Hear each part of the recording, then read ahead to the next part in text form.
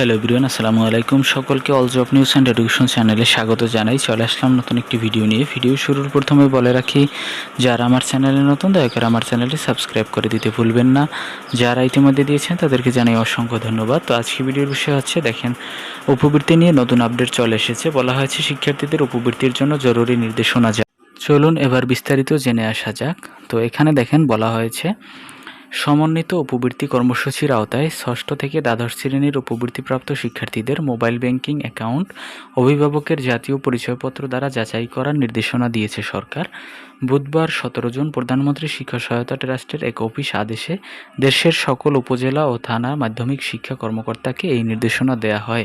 নির্দেশনায় বলা হয়েছে, আগামী 20 জুনের মধ্যে এই প্রক্রিয়া সম্পন্ন করতে ব্যর্থ হলে সংশ্লিষ্ট শিক্ষার্থীর উপবৃত্তি বিতরণ কার্যক্রম স্থগিত হয়ে যাবে। তো এখানে কিন্তু জাতীয় পরিচয়পত্র অবশ্যই কিন্তু আপনার অভিভাবকের দরকার হবে। অন্য কারো তা দিলে কিন্তু তখন আপনার উপবৃত্তি বাতিল হয়ে যাওয়ার সম্ভাবনা আছে। একেবারে স্পষ্ট করে বলা হয়েছে, আর এটি সম্পন্ন করতে হবে 20 তারিখের ভিতরে। এরপরে কিন্তু গেলে আর কিন্তু আপনার উপবৃত্তি বন্ধ হয়ে যাওয়ার সম্ভাবনা আছে, বা আপনি উপবৃত্তিটি কিন্তু নাও পেতে পারেন। তো অবশ্যই কিন্তু আপনারা যারা শিক্ষার্থী আছেন, আপনারা আপনাদের অফিসে যোগাযোগ করবেন। অবশ্যই আপনাদের শিক্ষকদেরকে জিজ্ঞেস করবেন এ ব্যাপারে।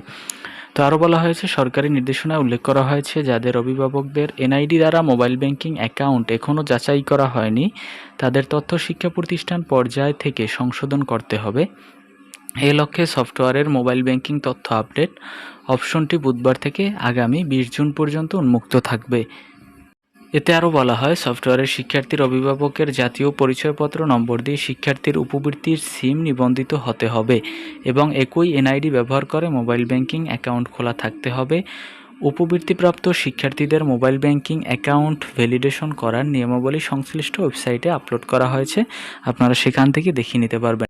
অবশ্যই আপনারা সতর্ক থাকবেন, যাতে হচ্ছে, দেখেন বলা হয়েছে কিন্তু আপনারা যেই সিমের নম্বর দিয়ে মোবাইল ব্যাংকিং অ্যাকাউন্টটি খুলবেন, সেই সিম কিন্তু আপনার অবশ্যই অভিভাবকের রেজিস্ট্রেশন থাকতে হবে ওই সিমটি, এবং ওই মোবাইল ব্যাংকিংয়েও কিন্তু তার এনআইডি দিয়েই খোলা লাগবে। এছাড়া যদি আপনার অন্য কারো, সাপোজ সিম একজনের নামে রেজিস্টার্ড এবং হচ্ছে মোবাইল ব্যাংকিং যেটা খুলছেন ওইটা যদি অন্য কারো নামে থাকে, তাহলে কিন্তু হবে না। দুইটা একই জনার থাকতে হবে, মানে আপনার এটা অভিভাবকেরই থাকা লাগবে, হয়তোবা আপনার বাবা অথবা মা, যেটাই হোক না কেন। তো এইগুলো অবশ্যই খেয়াল রাখবেন। তো এই ছিল আজকের ভিডিও। দেখা হবে পরবর্তী কোনো ভিডিওতে। সঙ্গে থাকুন আমার চ্যানেলের। ধন্যবাদ সকলকে। আল্লাহ হাফেজ।